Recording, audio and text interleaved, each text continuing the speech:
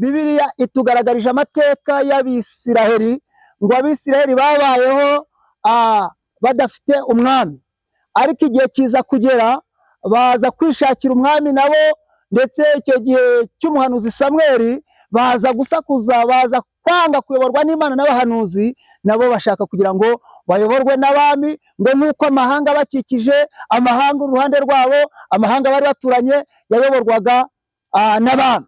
Baza kugira gusakuza cyane, basakuriza Samweli. Samweli ajya imbere y'Imana atakira Imana, arabwira ati ko Abisiraheli ngo bashaka umwami, bashaka kubabayobora, bimeze bite?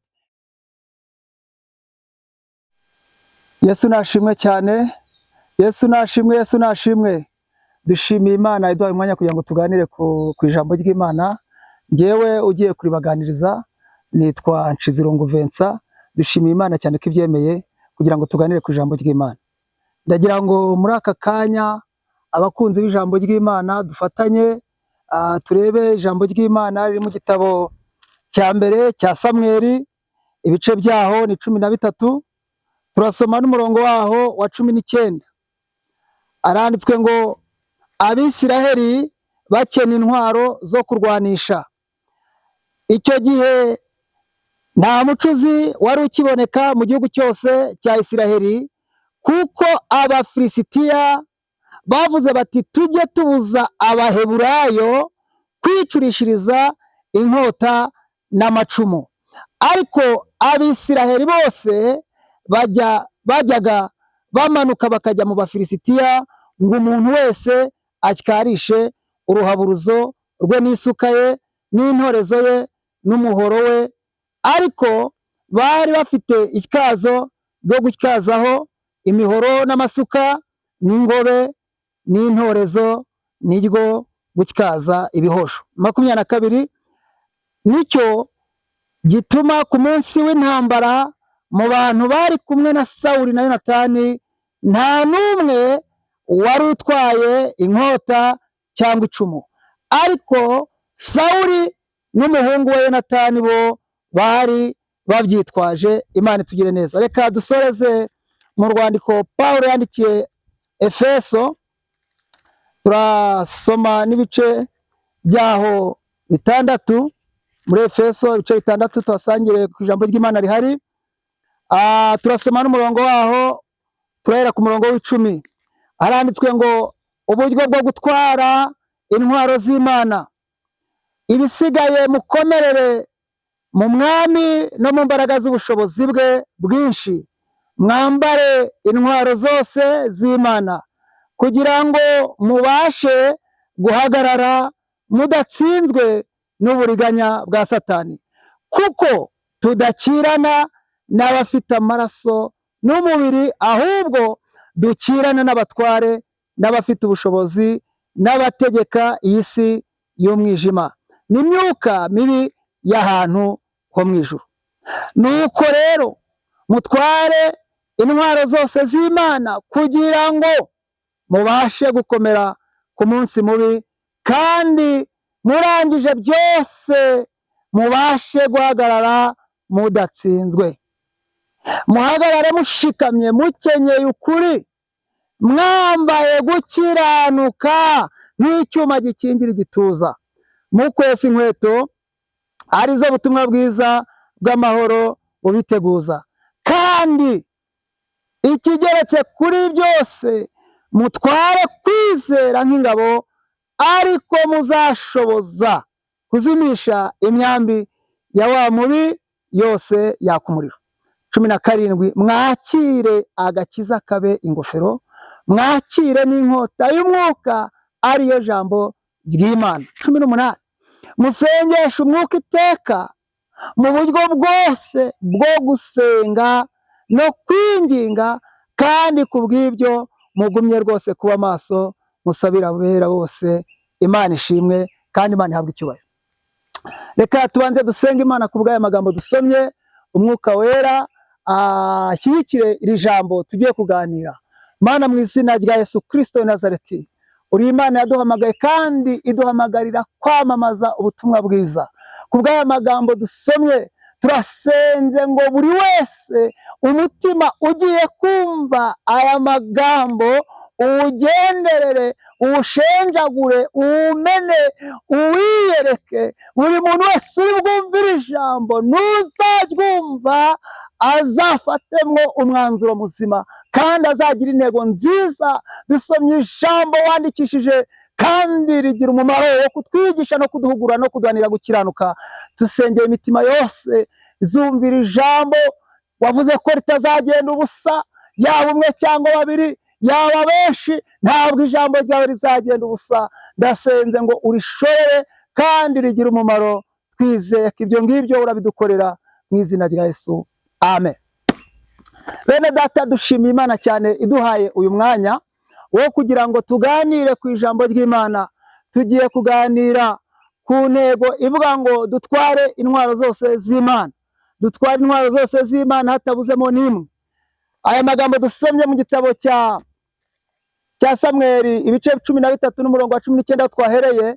Bibiliya itugaragarije amateka y'Abisiraheli, ngo Abisiraheli babayeho badafite umwami, ariko igihe kiza kugera baza kwishakira umwami nabo, ndetse icyo gihe cy'umuhanuzi Samweli baza gusakuza, baza kwanga kuyoborwa n'Imana n'abahanuzi, nabo bashaka kugira ngo bayoborwe n'abami, ngo nk'uko amahanga bakikije, amahanga uruhande rwabo, amahanga bari baturanye yayoborwaga n'abami. Baza kugira gusakuza cyane, basakuriza Samweli. Samweli ajya imbere y'Imana atakira Imana, arabwira ati ko Abisiraheli ngo bashaka umwami, bashaka kubabayobora, bimeze bite? Imana iramubwira iti mwana wanjye Samweli, uhumure, ntabwo ari wowe Abisiraheli banze, ahubwo ni njyewe banze. Ariko ugende wabwire yuko icyaba cyiza ari ukuyoborwa nanjye, naho umuntu we yabayobora nabi, yabahemukira, yabatwara nabi. Samweli araza arabibabwira. Bamaze kubyumva baravuga bati icyo azadukora cyose apfa kuba hari. Igihe cyarageze rero, Imana ibaha umwami nk'uko bamwisabiye. Biba ngombwa yuko mu muryango wa Benyamini haturukamo uwitwa Sawuli mwene Kishi. Uyu Sawuli mwene Kishi niwe byabaye ngombwa yuko ari we wayoboye Abisiraheli mbere, abayobora igihe kitari gitoya, imyaka 40.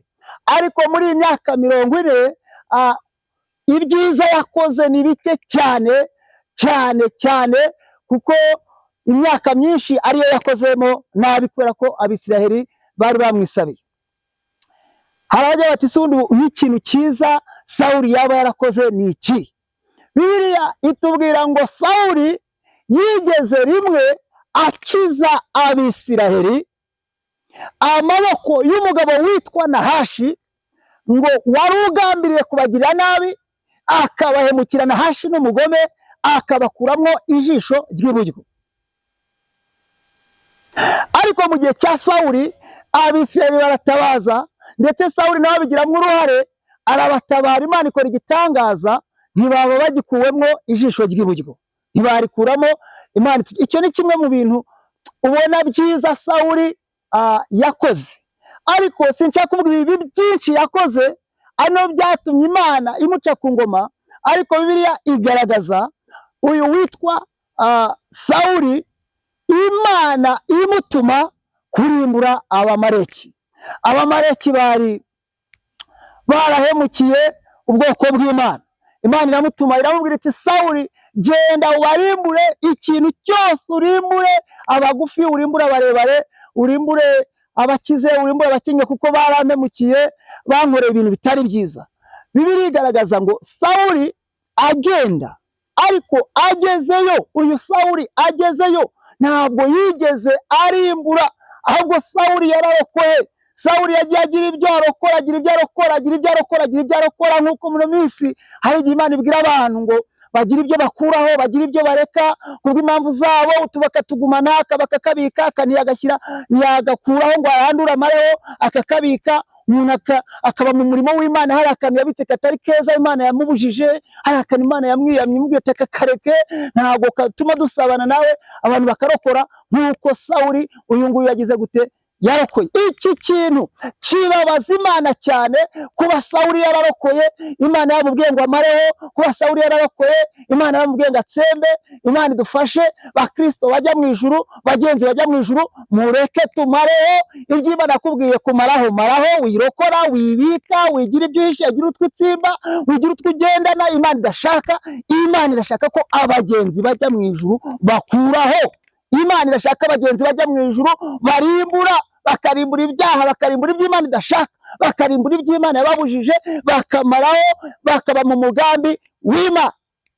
Sawuli ngo agere ku nka nziza arazirokora, Sawuli ngo agere ku ntama nziza arazirokora, Sawuli agere ku bakobwa beza arabarokora, Sawuli agere ku basore beza arabarokora, agere ku bantu arabarokora, ngo arangije arabizamura byose. Ariko kuko Imana ireba, kuko Imana yitegereza, Imana yibwira Samweli, iramubwira ngo ihute, Sawuli yakoze ibintu bitari byo, ihute umbwirire Sawuli, umubwire uti uko gutamatama kw'intama nuko guhogerana kw'inka numva birimo binza mu matwi, bigenda biti. Samweli aragenda abibwira Sawuli. Sawuli amaze kubyumva arirengera nk'uko abantu barimo birengera, ashaka ingingo imurengera nk'aho Imana itareba. Imana ireba mu mutima, ashaka ingingo imurengera. Ati rero muhanuzi Samweli, ntabwo wari njye warokoye, ahubwo abantu twajyanye muri ya rugamba bambwiye batarika ibi bintu tubifashe tukabirokora, tukazabitura Uwiteka, tukazabishyira Uwiteka, nta kintu byaba bitwaye. Sawuli yari yarokoye, agira ubwo arokora n'umwami wa Gagi, umwami witwa Gagi, nawe Imana yari yamubwiye ngo arimbure amareho, nawe aramukiza, aramurokora. Ati ibi bintu rwose twabitambira Uwiteka akanezerwa. Imana ibwira Samweli, iramubwira ngo bwira Sawuli ko Uwiteka atishimira ibitambo kuruta abantu bamwumvira, bamwubaha. Imana idufashe muri minsi. Hari abantu bajya bakora ibyaha, yamara gukora ibyaha akumva ko wenda natanga ituro runaka riri butume icyo cyaha cye gikurwaho. Ntabwo Imana yishimira amaturo y'uburiganya n'ibyaha kuruta uwayumvira. Imana ibwira Samweli, imubwira uti Uwiteka yishimira abamwumvira, ntabwo yishimira ibitambo. Imana yavuga ngo kubw'ikintu akoze nanjye muciye ku ngoma. Imana idufashe kandi Imana itugire neza.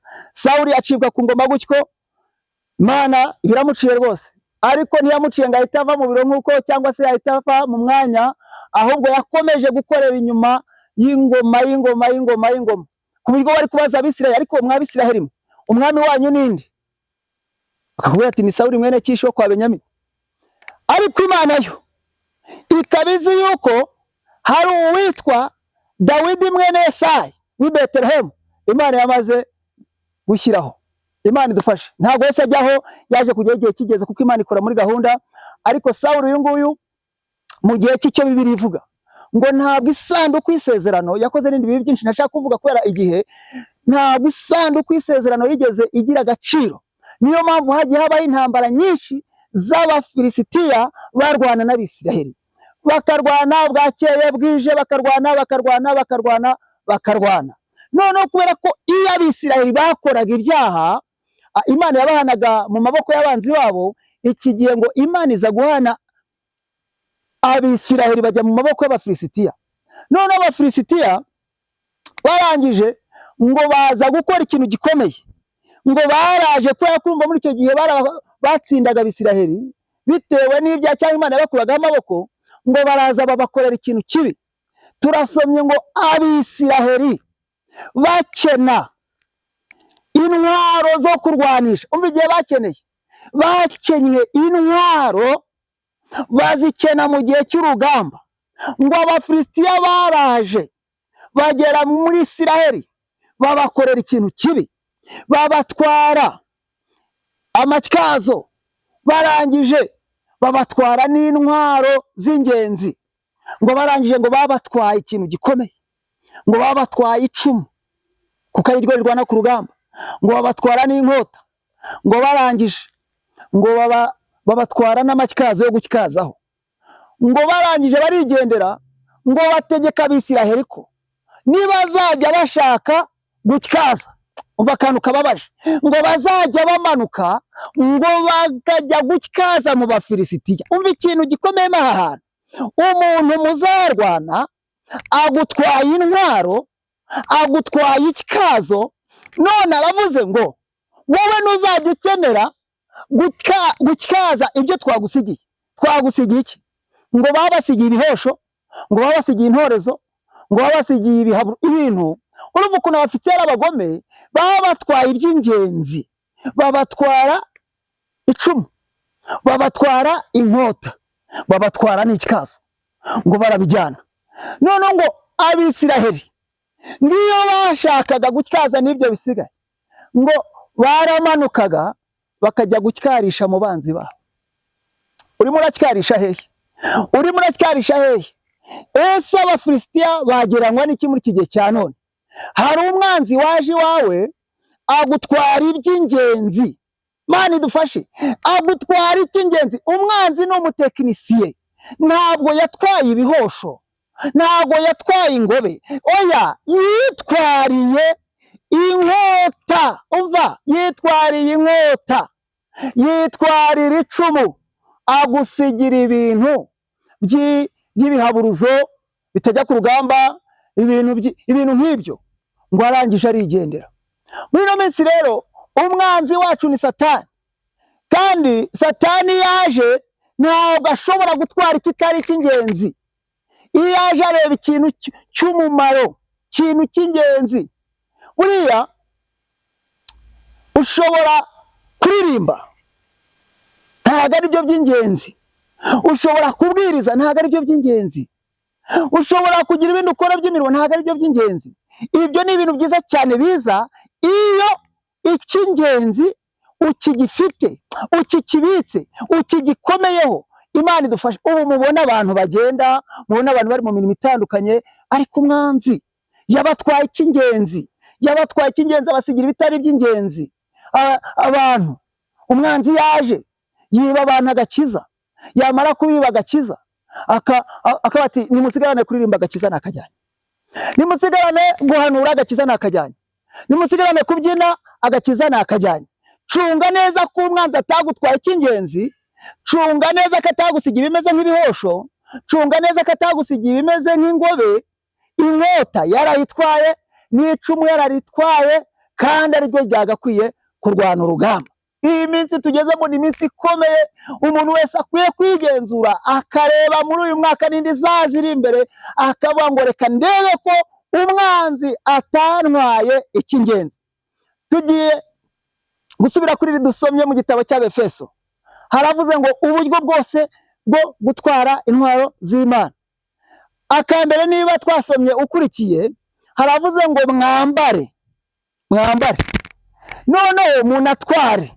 Imana idufashe mu kubanza tukazambara izi ntwaro ijambo ry'Imana ritubwiye. Izi ntwaro zizadufasha iki? Ngo zizadufasha guhagarara neza ku munsi mubi tudatsinzwe. Nicyo izi ntwaro zizadufasha. Imana idufashe buri wese nagira izi ntwaro azahagarara ku munsi mubi adatsinzwe. Reka mbabwire akantu, mwari muzi yuko nta muntu umunsi mubi utageraho? Umva, waba warize ukaminuriza he, waba ufite ubutunzi budepye gute, waba ufite ubwiza n'isura nziza, waba ufite icyubahiro kingana iki, waba utuye ahantu heza, ufite n'abana beza, ufite, umva, uteye neza, uhagaze neza, uvuga neza, ukundwa n'abantu bose, nta muntu ubaho, umugufi cyangwa umuremure, ubyibushye cyangwa unanutse inzobe cyangwa igikara, nta muntu ubaho umunsi mubi utageraho. Uzafashwa n'icyo umunsi mubi nukugeraho kujya. Uzafashwa nuko icyo gihe uzaba uzitunze.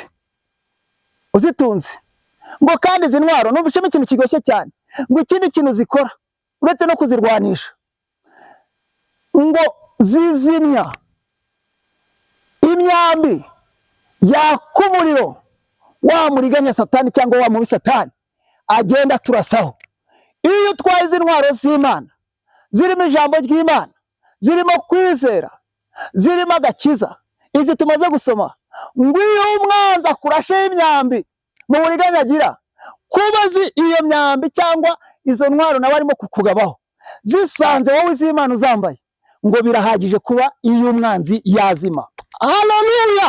Ngo birahagije kuba imyambi umubi akurasheho ikaza igasanga wambaye izi z'Imana, iyo umwanzi irazima. Imana idufashe. Umunsi mubi ubaho, kandi ntiwakangwa n'imyaka ngo ndi urubyiruko, ngo ndashaje. Nta muntu umunsi mubi utageraho. Ngana ku musozo, umunsi mubi yuje ugasanga umuntu izi ntwaro azitunze. Bibiri tubwiye mu Befesi ibice 6 duhere ku murongo wa 10. Umunsi mubi ukaza ugasanga izi ntwaro uzifite, izi ntwaro uzikwijeho, ibyo Satani akugabaho bihwanye no kuzima. Izi ntwaro wambara z'Imana biri tubwiye zo zifite n'ubushobozi bwo kuzimya iyo imyambi Satani aturasaho. Kandi reka babwire, ntukibagirwe intwaro yakurwanira imbere. Hari igihe nawe uzi uretse ko abantu barimo kwirengagiza, Satani igeze kugabaho ibitero bikomeye, ariko icyo gihe wari uzambaye, icyo gihe wari uzambaye. None turasomye ngo ubukene bw'Abisiraheli bari barazambuwe, ntazo bari bagifite. Icyo gihe ukizambaye, icyo gihe ukizitwara, icyo gihe uzikwijeho, nawe ubyibuke. Ongera utekereze neza tugana ku musozo. Nta ntwaro watakaje. Ese ko izi ntwaro ahanini zikora ku munsi mubi, ko izi ntwaro zifasha umugenzi aho ajya hose, uracyazifite, uracyazitwaye. Ariko uyu munsi uzi ko ushobora kuba useka mu gitondo, nimugoroba umunsi mubi ukagutungura. Uzi ko kuwa mbere ushobora kumeze neza nta kibazo rwose utuje, kuwa kabiri umunsi mubi ukagutungura. Uzi ko umunsi mubi udahamagara umuntu ngo umubwire uti rero aro ndi umunsi mubi, witegure ku cyumweru nzagusura. Sinzi ko wabigenza ndi gute, nuteguza wabaye kuri Yobu. Ariko Yobu yarafite izi ntwaro, yarazifite. Imana idufashe. Yobu yarazifite. Natwe rero wowe unyumvishe muri jambo dusomye, intwaro zaragushiranye, warazitakaje. Ukizifite warizeraga, ukizifite warihanganaga, ukizifite warasengaga. Ubundi muri imbyayongera bavuga ngo amasengesho ngo niyo ntwaro abera barwanisha. Nta bundi bukene wari ufite da, rwose ibintu byari binameze neza mu nzira, umukurebye urashima rwose, abantu bati kwa runaka Imana bagire neza, nawe ibiro byona yakugire neza. Ubukene ufite wowe wumvishira ijambo, ubukene ufite ni ubw'ijambo ry'Imana, ubukene ufite ni ubw'amasengesho. Ngubwo ubukene bumere n'aba bantu.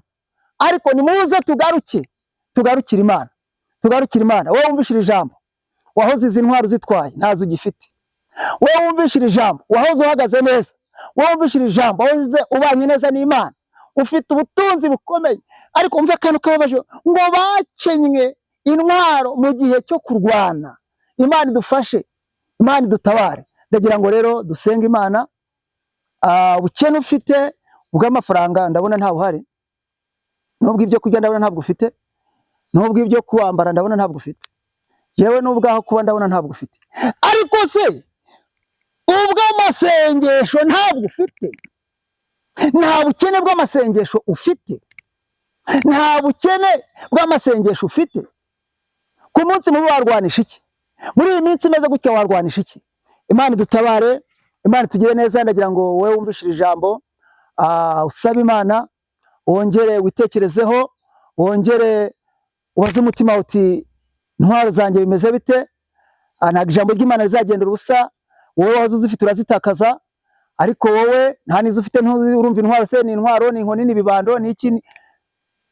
Hano ijambo ry'Imana riba rivuze ibintu bikomeye, dusaba Umwuka yanga bidusobanurire. Intwaro tuvuze hano kubera ko turwana n'ibitagaragara, niko Paulo yavuze, by'ahantu ho mu kirere. Intwaro ni amasengesho, kandi niyo turwanisha ku buryo umuntu yicara arimo arwana. Birakwiye ngo uzitunge, ujye wicara aho ngaho ukorera, ariko urimo unarwana kubera ibirimo bikuzunguza aho ngaho, kubera ibyaguhagurukiye aho ngaho aho uri, birebe ibyo urasa. Nta kindi kiri butumunesha uretse kuba ufite intwaro. Dusenge. Ndagira ngo dusenge, nawe utari kumva iby'intwaro utise intwaro iyo umaze kwakira agakiza uvuye muri ibyo byaha byakubase byakuzengurutse bikumereye nabi, Yesu agwana intwaro uzajya urwanisha mu nzira. Muririmbyi 28 mu gakiza aravuze ngo turi abasirikare.